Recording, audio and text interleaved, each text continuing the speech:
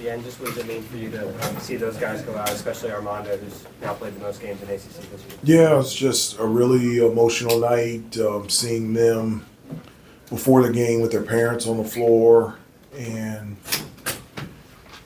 you know, you're just thinking about so many memories, so many moments that you spent with each other. And, you know, I've talked about how things get so busy that you just go from moment to moment. You don't have very few times just to be able to enjoy the moment. And it was nice to be able to enjoy the moment of them being celebrated for what they've done for this year's team, for what they've done for this program, this university, and this community. And it was just a continuation by the way that they played tonight.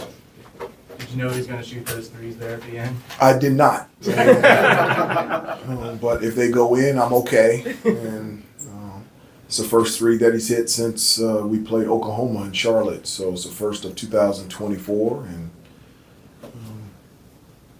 if he makes it, I don't have a problem with it. If he misses it, then we'll have a discussion. Often teams kind of struggle on senior night because there's a lot of other factors in play. There's a lot of emotion. Your club was very dialed in, and a couple of the guys were talking about how the mission was to be dialed in.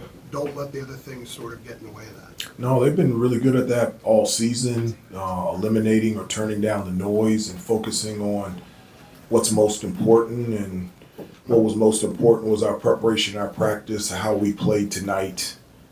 Even in the huddle, the guys just kept saying more to be said, more to be done.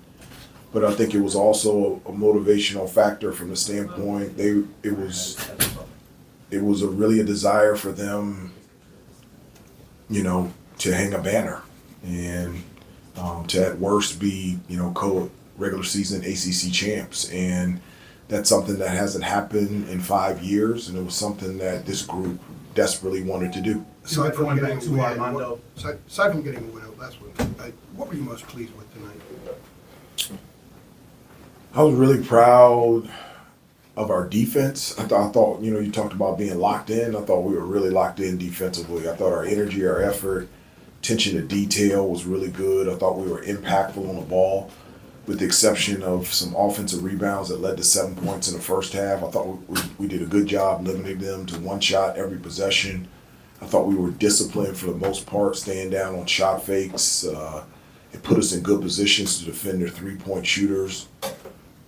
You know, defense is where it starts for us, defense and rebounding and taking care of the basketball. I felt like we checked those three boxes the entire game. Hubert, going back to Armando, he got very emotional with us in the media room just a few minutes ago. What is your description of his legacy, knowing that this is going to be his final game here in front of the Tar Heel Nation, and just what he means to the entire community here? Well, I'm glad that you said that. He's more than just what it means to this team. It's what he means to this program, this university, and this community. I mean, you think for himself and RJ, what they've been through in their 4 or 5 years here at Carolina. I mean, just the explosion of college basketball with the transfer portal, extra COVID year. I'm sure as they came in as freshmen, they didn't know they were going to deal with that, with NIL. And this is a group that went through a pandemic. And they've had to deal with a lot. And so for them, you know, one of the things that I think is great about senior night that I hope never goes away, the tears of happiness are because you're happy, because you're sad, but it's also you're thinking about all the perseverance through the rainy days that have allowed you to experience tonight. And that's the cool thing, that, you know, through all the things that they've been able to go through, that they stayed at one school as successful as they have been. That's the legacy that they leave for this team, for this program, for this university, and this community. How important was it for you to give them that curtain call, the senior year at the end? What was that moment like, sharing those hugs with them as they left the court? Yeah, I just, you know, I told them that they would, earlier today, that this would be a moment that they would remember for the rest of their life, and for us to be in a position where we can take them out one at a time and for them individually be celebrated. I know this is something that they will remember for the rest of their life. And our crowd has been off the chart, and they were here, the celebration before the game, and then after the game, just showing how much they appreciate not only their game, but who they've been here at Carolina. And I'm glad we had the opportunity to do that.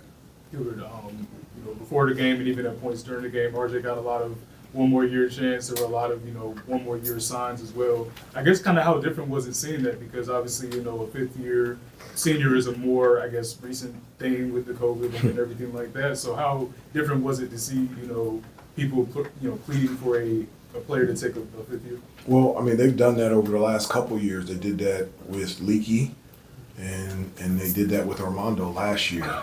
And so, since the extra COVID year, we've actually had a couple guys hear those chants from the student body, from the fans of wanting them to come back. And, RJ's had a historic career.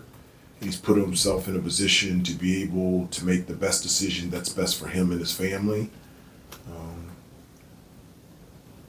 Can't think of a better player to coach or be around this program than RJ and his family. Hubert, let's talk about Cormac Ryan. He had a big game tonight, going against his old team. How did it feel for you just to see the transfer ball out tonight? Yeah, I mean, Cormac, that's the sad part for me is I only get to coach him for 1 year. What he has brought to this team and this program in just 1 year, he has left a legacy by the person he is, by the player, by the teammate he is.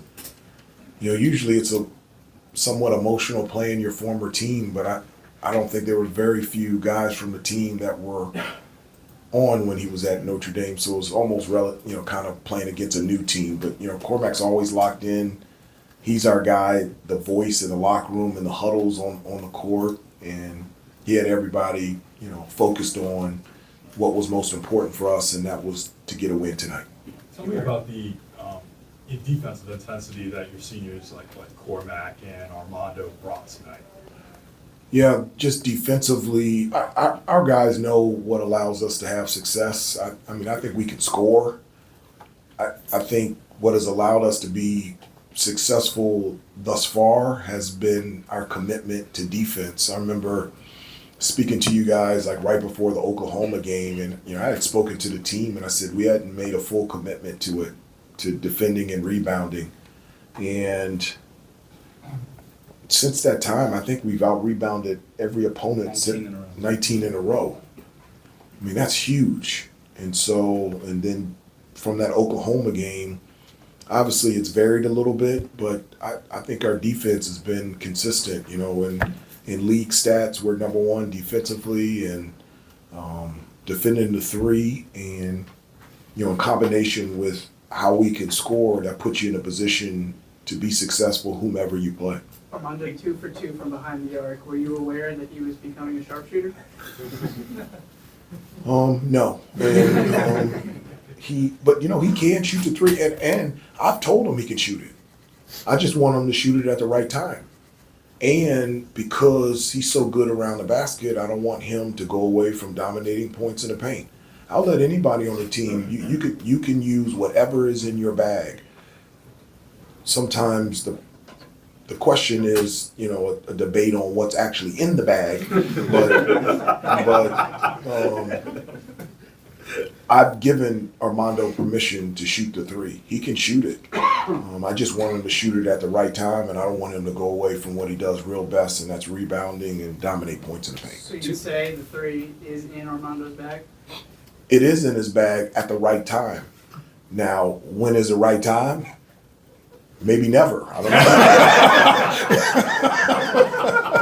But that's for me to determine. Since we're going to be back here in 2 days, Adam, last one.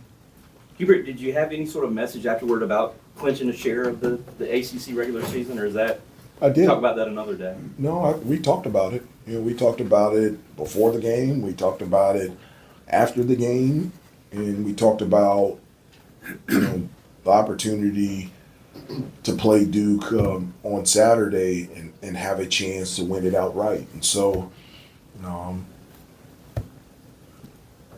they were looking up in the rafters the last couple of weeks, and they were saying there's a little bit of room. There's some room right there next to that 2019 banner, and they were talking about it. This is really important to them, and they wanted this group to have something that was sustainable, and they were partially able to do it tonight. But we're excited about preparing and playing against a Duke team that's, I think, playing their best basketball thus far right now. We'll talk more about you.